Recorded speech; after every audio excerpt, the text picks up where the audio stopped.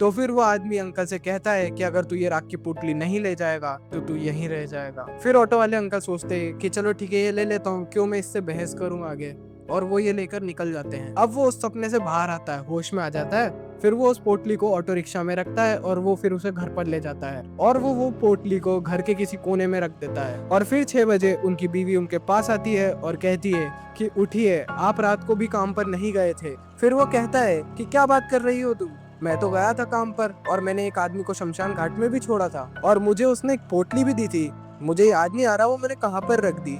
पर उसकी वाइफ कहती है कि आप तो कहीं पर भी नहीं गए थे रात से। और फिर वो अंकल अपनी पत्नी से बोलते हैं कि अरे तू मतलब फालतू की बातें मत कर, देख मैंने एक पोटली रखी है, कहीं पर तो रखी है, देख ढूंढ उसे। और फिर उसके बाद वो लोग गौर करते हैं कि शेल्फ के एक कोने में पोटली पड़ी हुई है।